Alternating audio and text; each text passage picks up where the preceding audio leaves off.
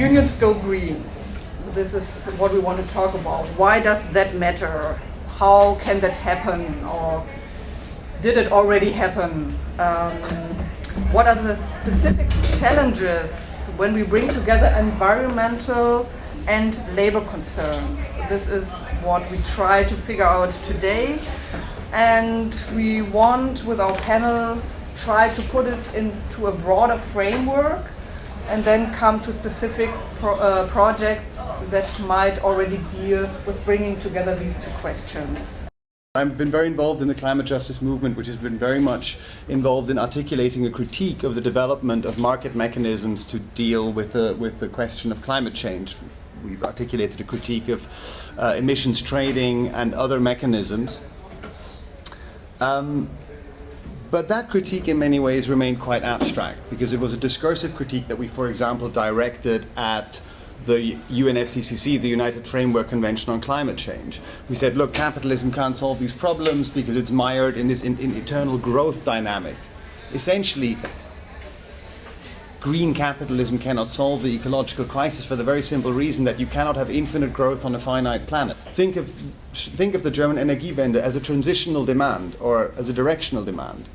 It's a demand that we know is not the revolution, but fighting for and achieving this demand will increase our power to fight for other, more far-reaching changes, because it will basically take back control over a central element of production to the community level, and it weakens the large energy companies that are central in slowing down processes of energy transition. The central legislative element of this German energy transition is a policy called the Feedin Tariffs. And it's basically a suspension of the market. The way it works is that the government, and this was a social democratic Green Party government, so I'm saying this because those are not very friendly parties. Those parties are no longer the friends of social movements. They were forced by social movements to implement this change. For 20 years, we'll guarantee that that you can sell renewable energy at a given price where you've recuperated your investment probably within 3 or 4 years. So this is of course, it still relies on people wanting to make money, but it is a complete suspension of market principles. Because it basically says, hey, you know what? We as a society, we want more renewable energies. So if you produce them, we will make sure that you can make money with it.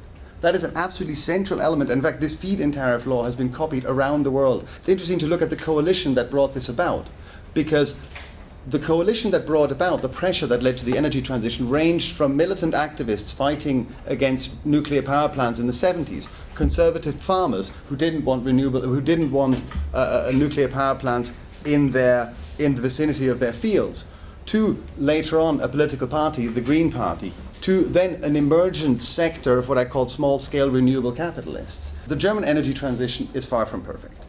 I will mention 2 or 3 problems only very briefly.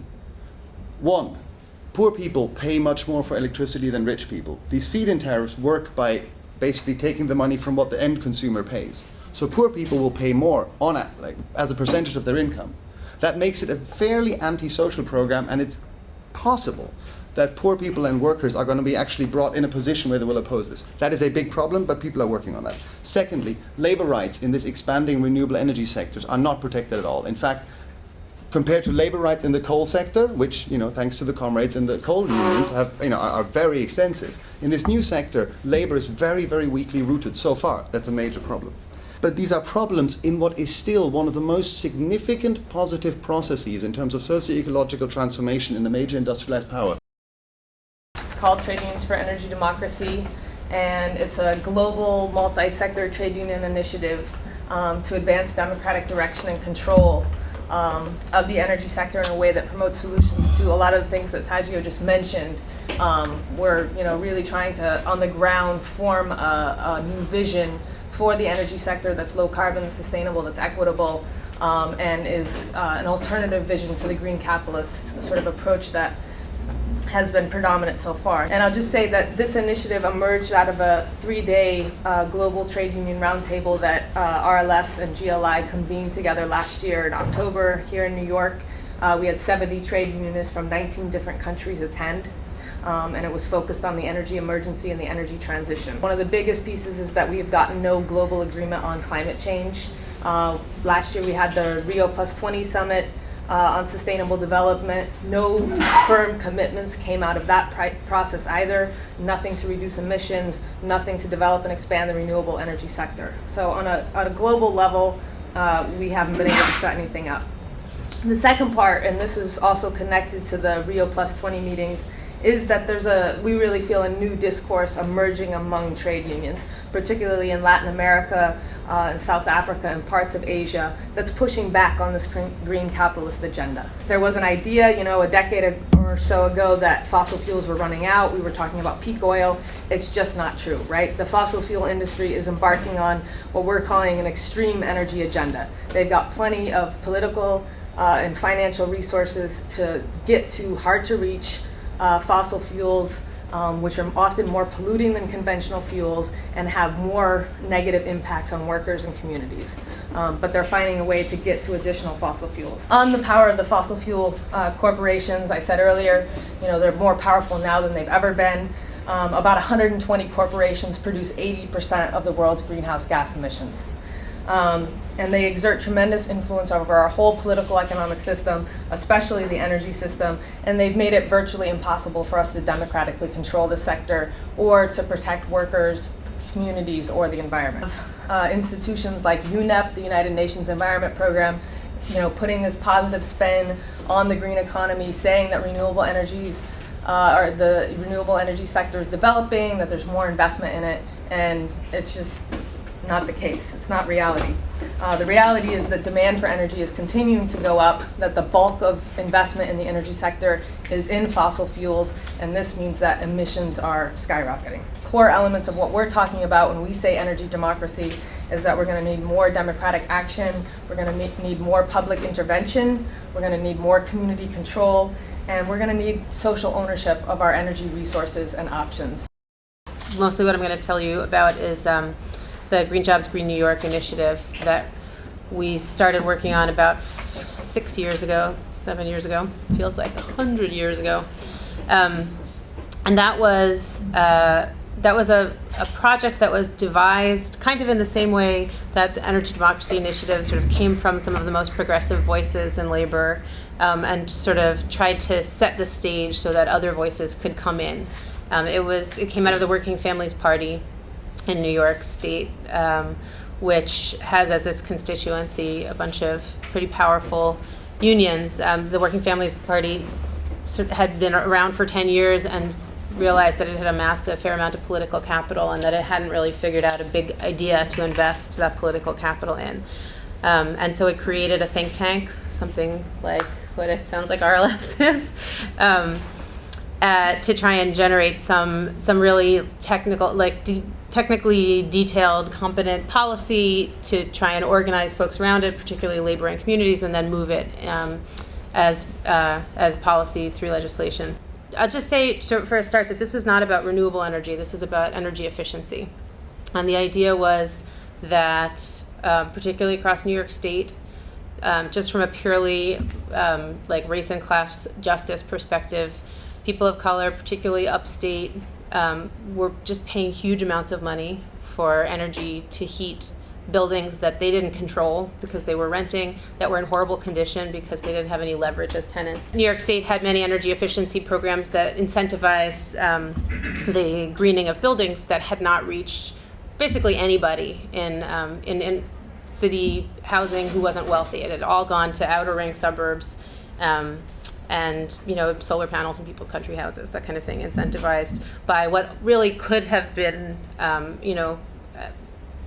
under other circumstances a pretty powerful program. But the program, this New York State's program, really relied on the idea of taking a homeowner and treating them as a sort of very incredibly financially rational and empowered consumer. And for folks who don't have access to credit or who have never taken a loan or never had a contractor work on their house, just the barriers were incredible. And so, of course, no one had ever been touched by that. So we tried to reconceive a mass-scale program that would leverage the power of labor and community organizing to push on the power of the state to create the circumstances in which homeowners at all income levels would be able to borrow money in order to do this work. A mass scale program, the intention was to retrofit 1 million units in 5 years by creating a state supported program that would allow low-income people to access finance in a way that they hadn't before.